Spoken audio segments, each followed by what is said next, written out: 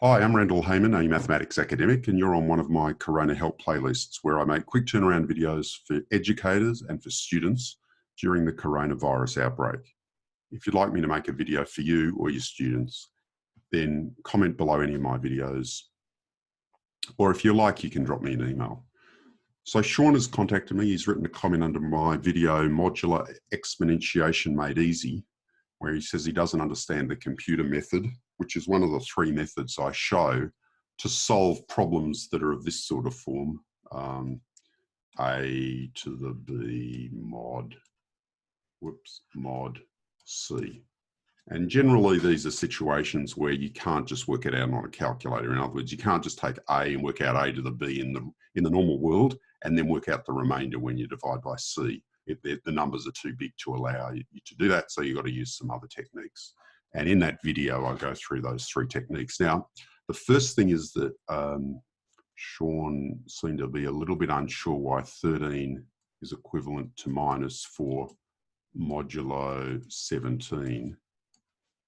And I think you probably need to go back a little bit and just make sure you're totally comfortable with that. Sometimes you need to use negatives. In the case of your problem up here, we're not going to use any negatives like this, but I think you should maybe go back and have a look at that just to make sure you can see why that is. The reason is that negative 4 is actually equal to, in the normal world, is equal to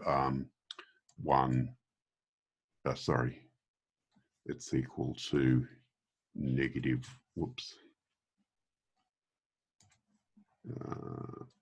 it's equal to negative 1 times 17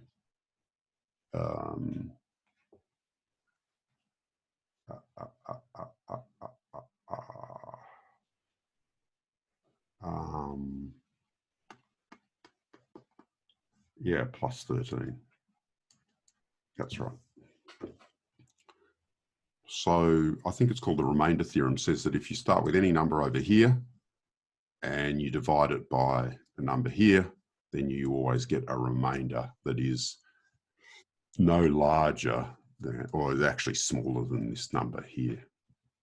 So anyway, look, I've got another video called Modular Arithmetic Made Easy, where I go through some of those things at the early parts of that video. To be honest, it is a little bit, I do rush it a little bit. So anyway, I think you should maybe just go back and hone your skills on that, Sean. Okay, but let's go to solving this. So the first thing I would do is firstly, the first thing I'm going to address is that this number here is bigger than this number here. So just to make things easier to work on, firstly, since 123 is the same or is equivalent to 22 modulo 101, it will suffice to solve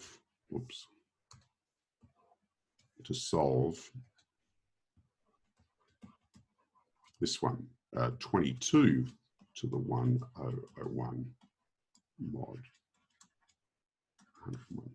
By when I say it will suffice, what I'm saying is that they're the same. They'll give the same answer. So if I can work this out, I automatically work this out. Okay. So next,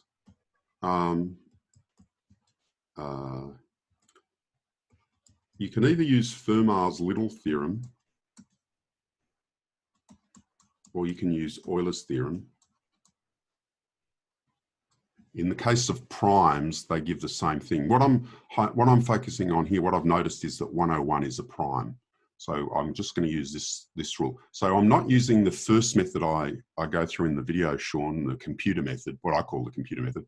I'm using the last one, which I call Euler's theorem. But in the case of a prime, we can use Fermat's last theorem. So next, Fermat's little theorem, or if you like, Euler's theorem.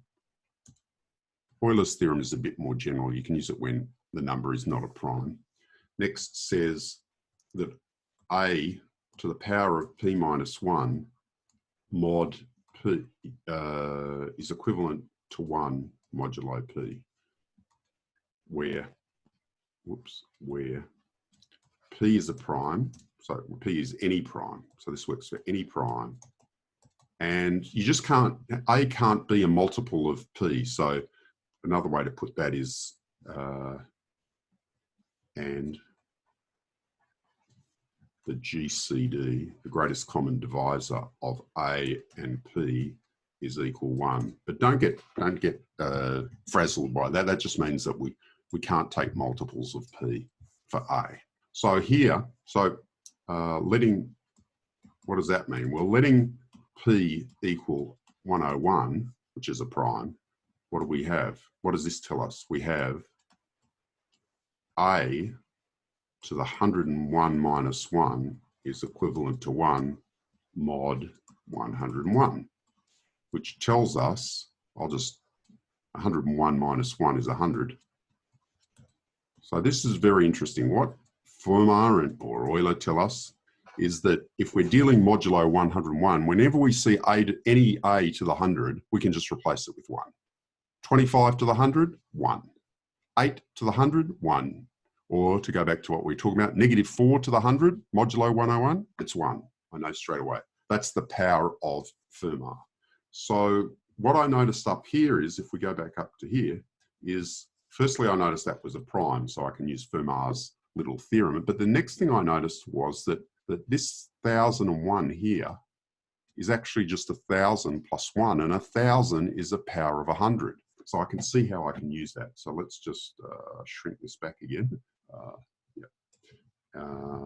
Okay, so we've got that. So next, so what does that mean? Well, that means, let's go back. We're trying to work out 22 to the 1001. 22 to the 1001 is equivalent to, this is all modulo 101, or modulo the number 101. 22. So what I can say is that's 22 to the 10 times 100 plus 1. And what is that? Well, I can just use the normal power laws. If I told you that if I had sort of 2 to the 10 times 100 plus 1 in the normal everyday world, not modulo, well, you could just say, well, that's 2 to the 10 times 100 times 2, and this one bit here is just 2 to the 100 all to the power 10 times 2. So if you're not sure about that, relearn your exponent or power laws from high school. So this bit here, I know I've got up here, I know I can do something good with 100, and I've got 100, I can see there's 100 buried there, so all I've got to do is just get it out. So what I'll do is I'll go, well, that's 22 times 10 to the 100 times 22 to the 1. Firstly, I've got rid of the 22. I don't need that.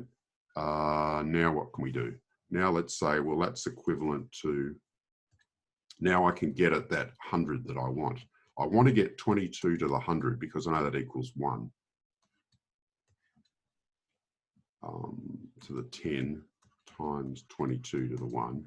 And here, what I'll do here is, you sometimes see this, they write the equivalent or equal, and above it they write what law or rule or theorem they're using. So here I've mentioned Fermat, so I'm just going to say I'm going to use Fermat, and Fermat tells me that this bit here, 22 to the 100, is just 1. So that equals, whoops, let's do it in the right color. That's 1 to the 10 times, well, 22 to the 1 is just 22. And that is equal, 1 to the 10 is just 1. So that's 1 times 22. And that's just equivalent to 22. And that's, I've done the whole thing modulo 101. Okay, so the final answer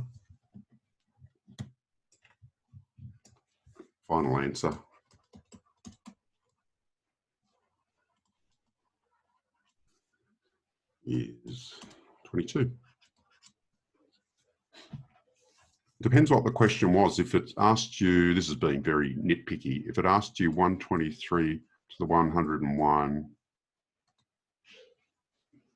1001, if it asked you for that mod 101, then you could write equals 22.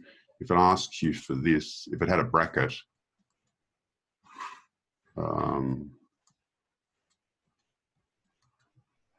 well, then really you should go, it's equivalent to 123,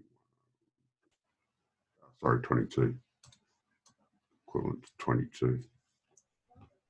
But anyway, that's the finer points of notation.